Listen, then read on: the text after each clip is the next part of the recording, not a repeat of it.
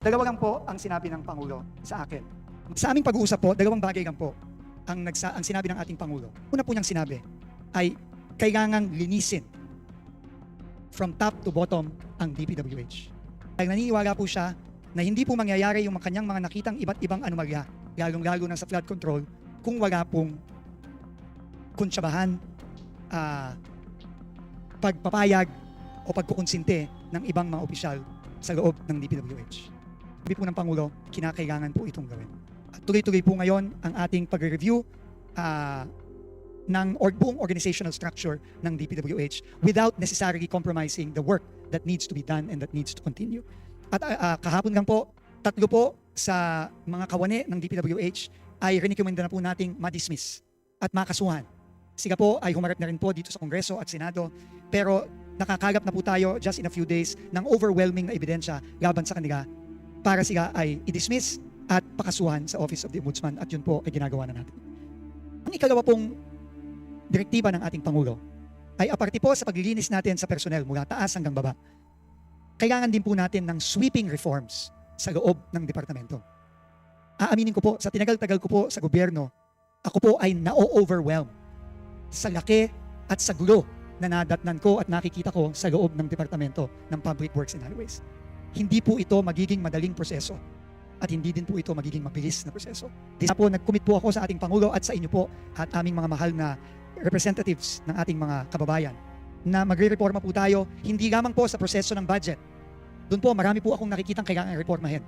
At yun po ay nagpapasalamat po ako sa ating mga miyembro ng Kongreso na matapang po nilang isiniwalat at inilabas ang mga nakita nilang mga problema dito sa 2026 NEP. Yung pong mga proyektong completed na pinopondohan pa rin. Yung pong mga double entry na isang proyekto pero dalawang entry at therefore dalawang budget. Yan po ay kailangan po hindi lamang malaman ng ating mga kababayan, pero kailangan po nating ayusin at kailangan po nating tanggalin.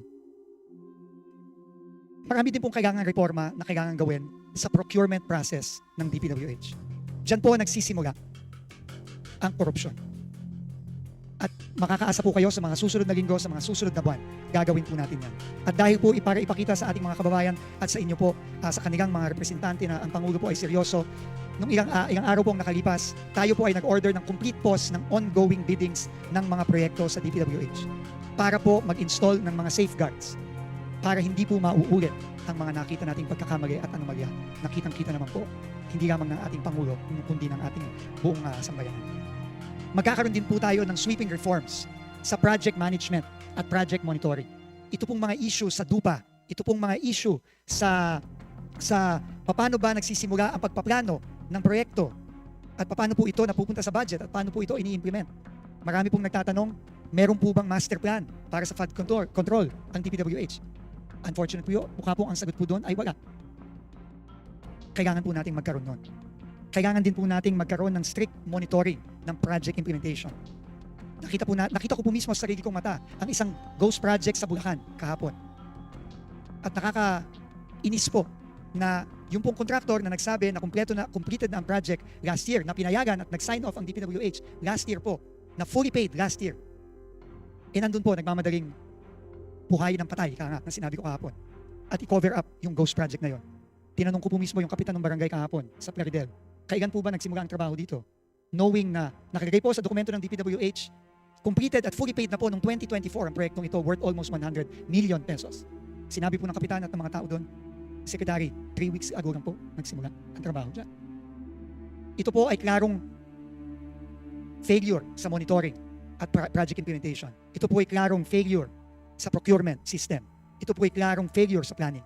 At kailangan po lahat ng ito ay simulan na nating baguhin at reformahin. Ito lang pong dalawang bagay ang kabilin-bilinan ng ating Pangulo. At nangako po ako sa inyo na sisimulan po natin ito. Hindi po madali ito, uulitin ko po, hindi po madali at hindi po mabilis ito. Pero we have to start somewhere.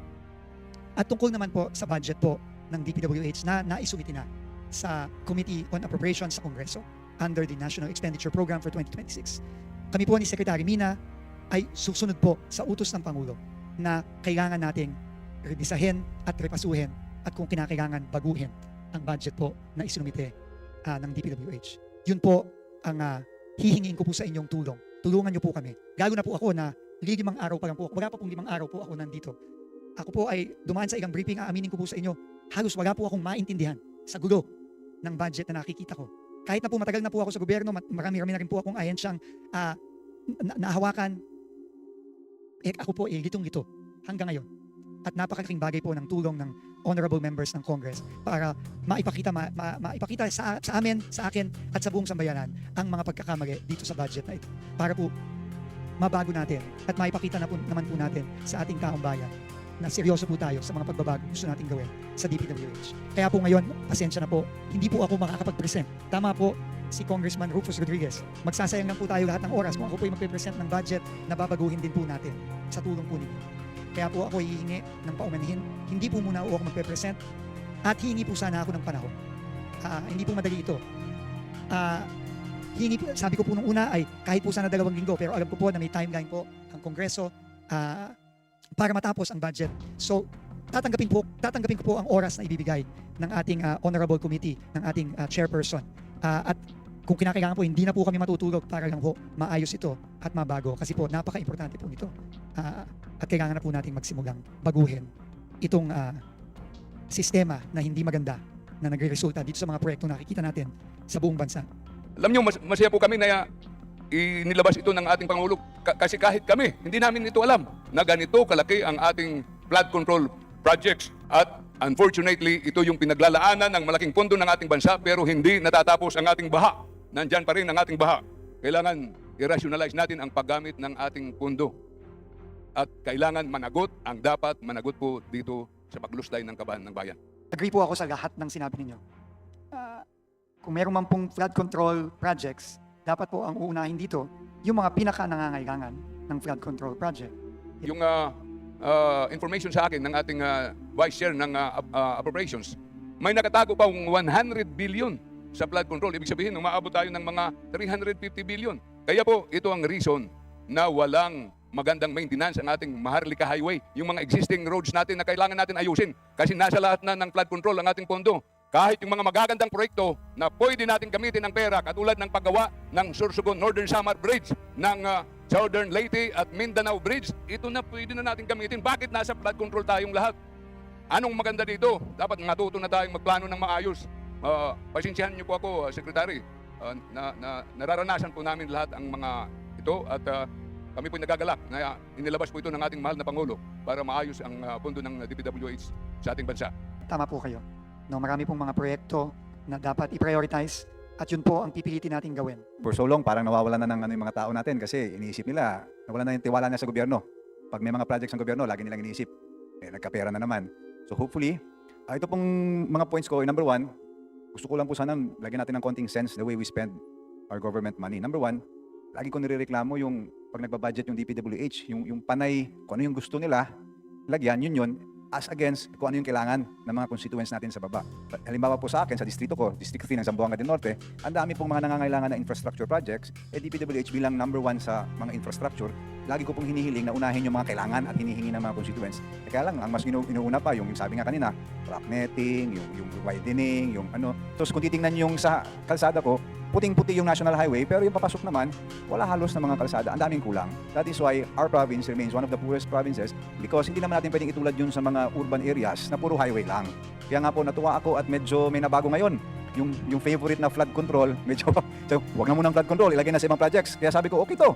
Yung mga kailangan namin ng mga kalsada, kasi naman po, hindi naman, sa DA kasi, konti lang ang budget for farm to market roads. Kaya nga po, hiniling ko ngayon sa DPWH, ngayon siguro yung pinakamaraming kalsadang papasok na naibigay, kasi nga tinanggal yung flood control, di okay po. So sana po, taon-taon ganun, kung ano yung kailangan ng mga tao, kasi ulitin ko yung sinabi ko sa DE ko, sabi ko, hindi naman yan pera ng DPWH eh. Pera ng taong bayan, so dapat ang masusunod yung kailangan ng taong bayan. Di ba po, Secretary? I fully agree po, Congressman. I fully agree. At yun po ang pipilitin natin gawin. Second point ko po, matagal nang sinasabi ng mga taong bayan, ang dami po mga kalsada na simentado na, ginigiba. Tumawa kayo kasi I'm sure you agree with that. Ginigiba, tapos sinisemento uli. Samantalang tuwing nakikita namin yung kami sa probinsya namin, sumasakit yung dibdib namin. Bakit? Ang dami naming kalsada na hindi pa nga na semento eh. So yung iba, nagpapalit na ng semento, maayos pa naman. Ang laging sinasagot ng mga taga-DPWH is that nakaprogram na kasi yan. Di ba po ang program naman, tao naman ang gumagawa. Di pwede ring baguhin ng tao na naaangkop sa pangangailangan ng mga taong bayan. Di ba po? Secretary, hopefully, malagyan natin ng konting sense ang DPWH ngayon, yung hindi kailangan palitan, huwag na muna nating palitan. Mr. Chair, tama po yun. Natawa po talaga ako doon dahil tayo naman po bumabiyahe all over. Nakikita din po natin yung gagi-gagi. No? At makakaasa po kayo na yun ang gagawin natin. In fact, yung mga governors din po natin, yun po ang hiniling. Na dapat naman po ang governors, ang probinsya, ang LGU ay dapat involved, no, dito sa mga proyektong to. Unfortunately po, mukhang tinanggal po nitong mga nakaraang taon ang involvement. At yun po ang inutos po sa akin, specifically ng Pangulo, kailangan po ibalik ang local participation dito sa mga proyekto natin. Para tama ho kayo, kung ano po ang kailangan ng probinsya, ng syudad, ng municipality, ng district, yun po ang dapat gawin ng DPWH. Tapos last point ko po, Secretary, minsan kasi hindi ko rin maintindihan how we allocate our budget. I'm sure politics plays a role also. But sana po, total, nabigyan naman kayo ng malaking authority ng ating presidente at mataas ang kanyang tiwala sa inyo. Sana kahit paano ma-manage natin kasi hindi ko maintindihan minsan ang nangangailangan ng mga probinsya at mga distrito nahuhuli pa doon sa budget allocation. Naintindihan ko na meron medyo malapit sa dibdib, malapit sa loob ng mga position ng mga sanandyan. Pero sana po kahit paano, halimbawa po sa amin sa Zamboanga del Norte, sa 3rd District, nung nasimento na lahat ng national highway sa buong Mindanao halos, kami yung huling-huli. Ay maniwala kahit hindi, meron pa nga maliliit na portion sa amin ngayon na ngayon pa lang nasisimento. Tapos pagdating tingin natin sa budget, mababa na naman tayo, samantalang yung iba times 4, times 5, times 6, times 7, times 10. So while I understand there is politics involved, but baka naman pwedeng bawas-bawasan yung politics at total malaki naman ang tiwala sa inyo at medyo prasuhin natin na maging fair naman tayo. Total, hindi naman to pera ng congressman, pera naman to ng taong bayan, so dapat nakikinabang ang taong bayan. Thank you very much po. Opo, Mr. Chair, tama po kayo. In fact, natawa din po ako doon dahil nung tinanong ko din po yung tanong ninyo, hindi ko din po naiintindihan yung formula ng pag-allocate. Pero makakaasa po kayo na gagawan po natin ng paraan. Hindi po ito magiging perfecto, pero dapat naman po maging mas equitable, no, para sa ating mga distrito o probinsya na mas nangangailangan. So, pipigitin po natin, no, na i-minimize po ang subjectivity, ang discretion, para naman po masigurado natin na kung sino mga nangangailangan, yun po ang makakakuha ng budget. Tama po kayo, Mr. Chairman, na wala tayong oras na talagang 20,000 po, I was informed, 20,000 po ang proyekto ng DPWH nationwide. 20,000. Tingin ko po, wala po tayong panahon na pusisiin at isa-isahin yon. Pero, tingin ko naman po, magagaman natin kung ano yung mga hindi kailangan, kung ano yung mga duplication, kung ano yung mga completed na pinondoon pa ulit. At kagaya ng sinabi nyo po, yung obvious na mapupunta lang kung saan-saan ang pondo ng mga kababayan natin. Yun po ang pipilitin natin gawin given the limited timeline na ibibigay po sa atin ng ating komite. Nakikita po natin na talaga naman noong mga nakaraan, pinaprioritize yung mga proyekto na talagang malaki ang tongpats. Kaya pinaprioritize. Pero hindi nabibigyan ng pondo yung kailangan-kailangan. Sa pagre-repaso po sana natin dito sa budget na ito, alisin na natin yung malaki ang tongpats na hindi naman kailangan. Subalit, huwag naman tayong matakot na lagyan ng pondo yung may mga pangangailangan kahit ito po ay flood control project. For example, in Metro Manila. At yan po ang ikinagalit ng Pangulo. Yung paghihirap ng mga kababayan natin na talagang binabaha, na apektuhan yung kanilang buhay. Dito po sa Metro Manila po, there are 260 plus waterways na for almost 10 years, hindi ginagalaw ng DPWH at ng MMDA. Sa statistics, mga 40% lang po ng mga solid waste yung nakukuha sa ating mga waterways. Kaya yung carrying capacity ng mga, lalo na yung mga natural waterways, wala na po. Kaya bumabaha. Kung i-dredge nyo po yung mga waterways na yan, yung mga tributaries ng Pasig River, Marikina River, baka makakuha po kayo dyan ng 100 million tons of solid waste, mga burak, at kumaya. Mapipre natin yung mga waterways na ito. Mababawasan po at least 50% yung baha sa Metro Manila. Ayon po yan sa pag-aaral ng JICA at ng World Bank. At nagtataka ko, bakit takot na takot ang DPWH na magkaroon ng contracted dredging program sa mga waterways natin? Hindi naman kaya ng DPWH, hindi naman kaya ng absorptive capacity ng DPWH at ng MMDA yung dredging. Sa ngayon po, patsi-patsi lang ang dredging. Kung saan may reklamo, doon magde-dredge. Palipat-lipat lang yung mga bara ng ating waterways. So, ito po yung malaking problema na napakadali na bigyan ng solusyon. If we will dredge the waterways in Metro Manila, next year po, bawas na ng 50% yung baha sa Metro Manila. Dapat hindi tayo matakot. Dahil may problema sa flood control, ang magiging natural reaction ba natin ay huwag na tayo mag-flood control? Yun po yung aking suggestion sa inyo ngayon. Mr. Chair, tama po lahat. No? Unang-una po, na-mention na rin niyo po kanina, yung mga proyektong siguro medyo matataas ang tongpats. Ina-assure ko po kayo, na halimbawa, yung pong mga rock netting, yan po, sinabihan ko na po talaga, kailangan tanggalin po yan. No? Kailangan po tanggalin yung mga ibang proyekto na katulad ng mga bagong mga streetlight na madali pong dayain. Pero ito pong dredging na sinabi nyo, 100% po akong agree sa inyo, Mr. Chair. In fact, ito na po rin ang sinabi ni Mr. Ramon Ang nung nag-offer siya na siya na ang gagasta. At ang kanyang solusyon lang ay simple. I-dredge natin, linisin natin ang lahat ng waterways sa NCR. At siya po ay nakakasigurado na kung hindi man mawawala, mababawasan substantially ang baha sa Metro Manila. Yan po ay gagawin natin, Mr. Chair. At yung pong mga hindi kinakailangan na proyekto na unfortunately, pinagkakakitaan lang, yan po ang mga unang-una nating tatanggalin. There seems to be a disconnect between the function of the MMDA and the DPWH when it comes to the National Capital Region.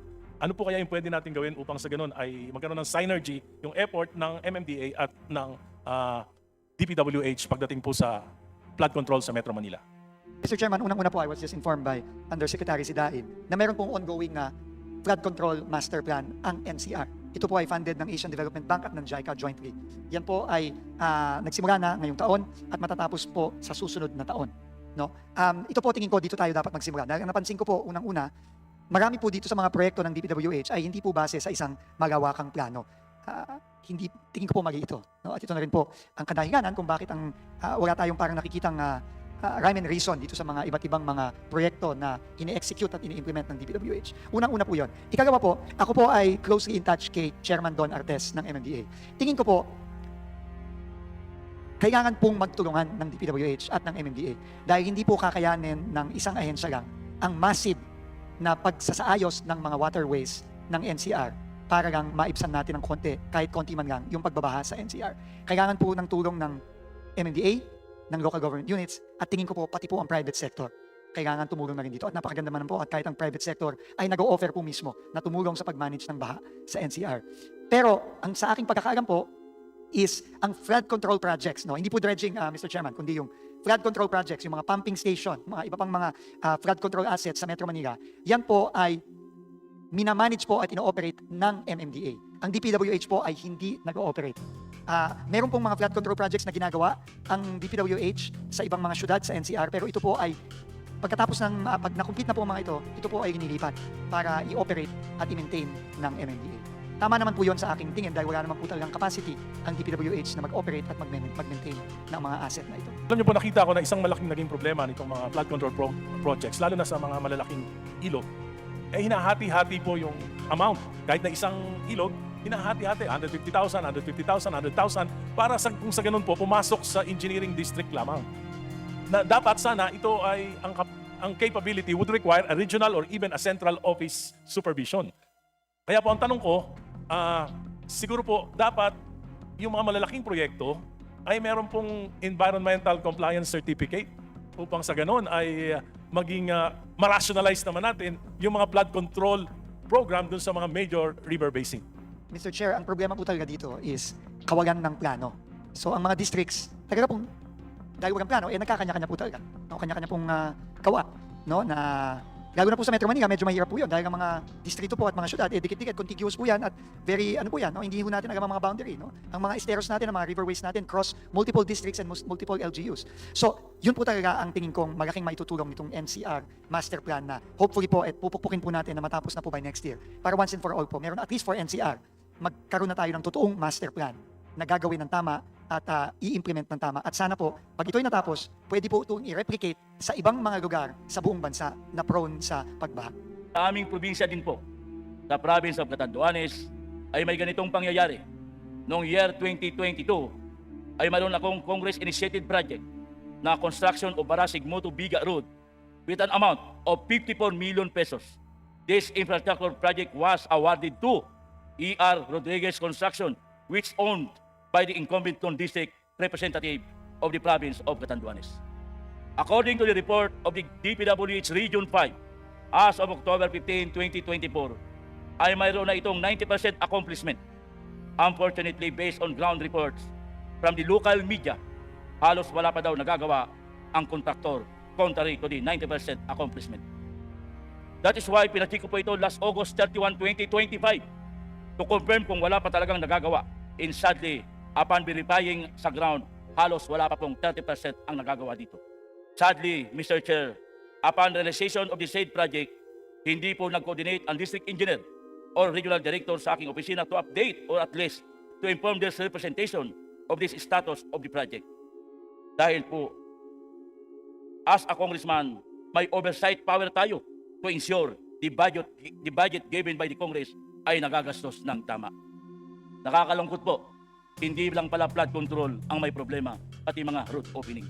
At ang masakit po dyan, reported 90% by the media at personal ko nakita, 30% lamang ang nagagawa.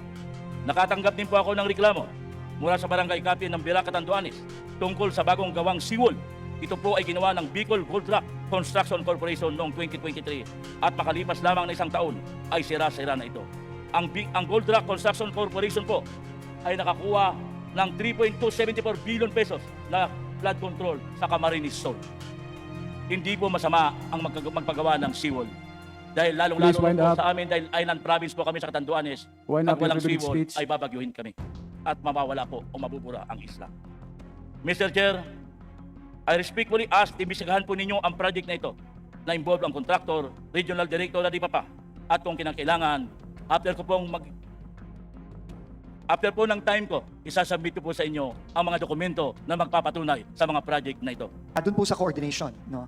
Yan po napaka-importante niyan, no? At ito nga po ang isa sa mga direktiba ng ating Pangulo na kailangan po ang mga proyekto natin sa DPWH naka-coordinate ng tama sa ating mga LGU, sa ating mga probinsya. Medyo yun po ata nawala ng konti, ano? So, ibabalik po natin yan. Pati po yung pag-sign off sa mga proyekto, no? Kailangan po, inutos na rin po ng ating Pangulo na ibalik yan. Doon naman po sa issue sa Region 5. Sir, kung mamarapatin niyo po, I will look into it. I will ask the regional director to explain it to me. Kasi yung pong mga sinabi niyo, hindi po dapat yan. So, I will ask the regional director to explain and babalikan po namin kayo. Kaya po malaman ng DPWH, ano ba yung mga daan na talagang in desperate need of maintenance already. No? Yung pong mga sinasabi niyo, mga kalye na talagang parang napag-iwanan na ng panahon na hindi na nabalikan, hindi na na-maintain. Yan po, kailangan ma-identify yan. No? Pero, tingin ko po, kailangan din ng kaakibat na pondo. So siguro po, ang hihingin po namin, aparte dun sa mas mataas na pondo, tingin ko po dapat ang maging kapalit nun ay unang-una, isang klarong sistema kung paano talagang masisigurado na yung mga kalye na nangangailangang i-maintain at i-ayusin, yun ang uunahin.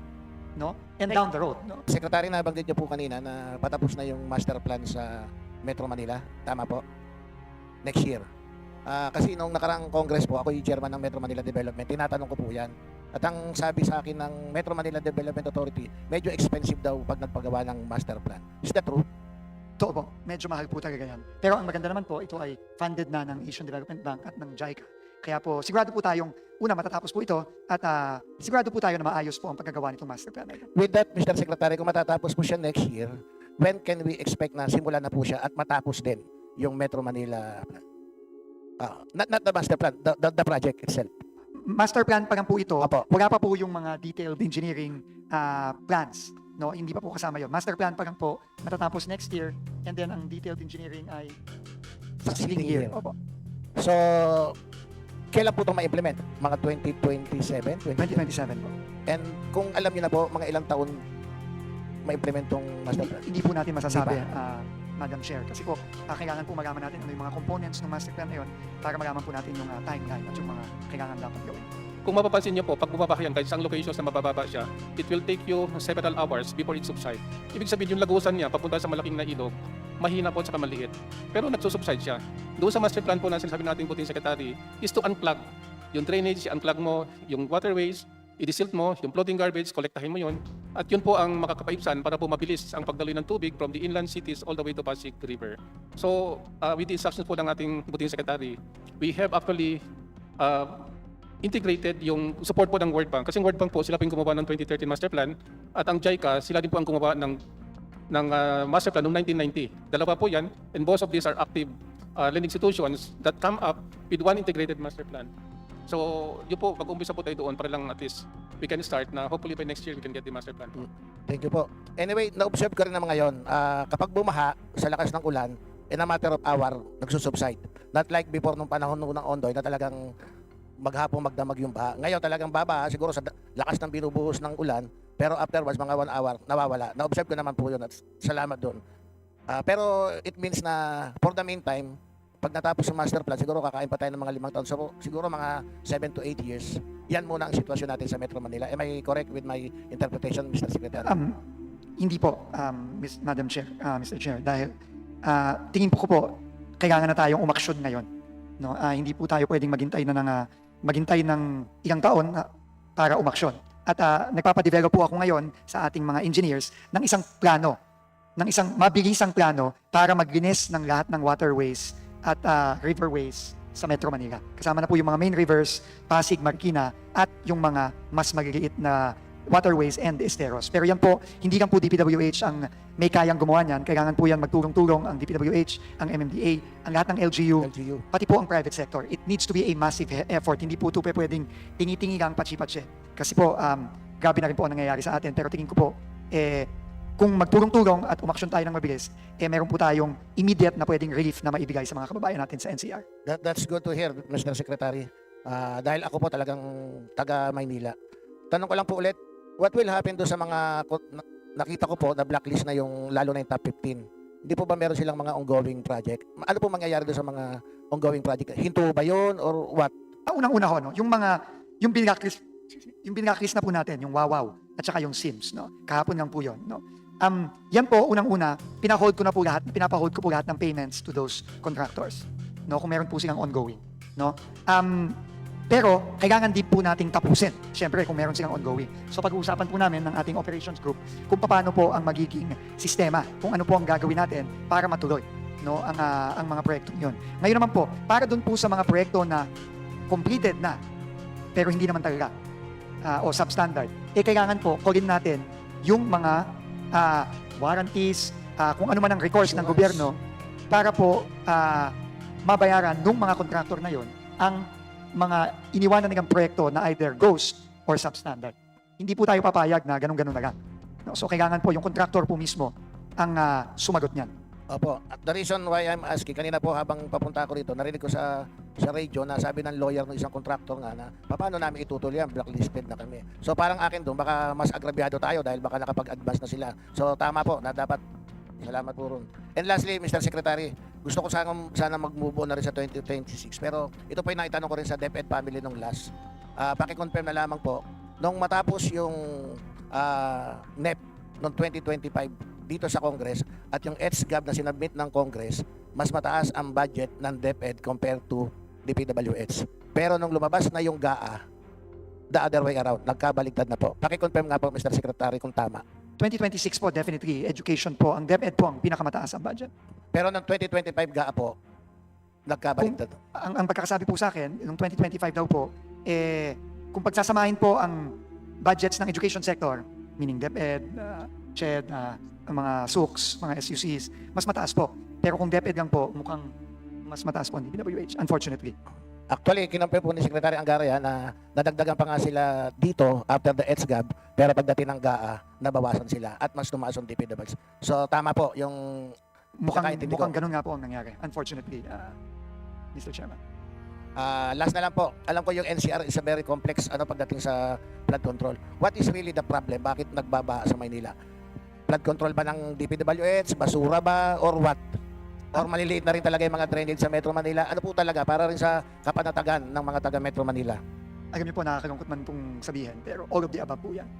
I think it is a complex problem born out of years of neglect, years of throwing garbage anywhere and everywhere, years of lack of maintenance or expansion of our drainage system, yung pong mga years of lack of control over structures being built on waterways, esteros. It's a very, very complex problem, Mr. Chairman, na hopefully po, masimulan na po nating masolusyonan kahit pa unti-unti. Dahil po, hindi po mabilis at madali ang solusyon dito sa baha sa Metro Manila. That's why I'm asking po, ang init ng flood control ng DPWH ngayon at nakikita ko mukhang sinasakyan na rin ng ibang mga politiko o ng ibang tao na every time na may baha, flood control ng DPWH. Nakalimutan na rin natin na talagang complex yung problema at marami talagang pinanggagalingan. Not only the flood control of DPWH. Tama po? Tapos pakibantayan na lamang po dahil marami kong report na nakarating sa akin na yung mga pumping station na ginawa nyo, sometimes ninanakaw na raw yung mga piyesa-piyesa dahil sa barangay, sa paligid. So, hindi ko alam kung within your power, kung meron kayo police power, pero nakitignan na rin po dahil sayang yung purpose nung trabaho natin. And Mr. Secretary, siguro last na po, yung pinagdaanan ng NLEX SLEX connector from Caloocan, dumaan po sa District 2, District papunta, halos lahat po ng dinaanan nila, yung drainage noon nagbara at iniwanan na. Alam ko hindi problema ng DPWH, pero baka may magawa po kayo kung paano. Before po, pag malakas na ulan, saka lang bumaba. Pero ngayon, even a simple high tide, bumabaha po because of that. Lahat po ng dinaanan ng NLEX SLEX connector, barado. Thank you Tignan po. po natin yan. Makikipag-coordinate din po tayo sa TRB at dun sa mga operator ng mga elevated tollway para masigurado po na clear ang waterways doon at hindi nagkakos ng baha.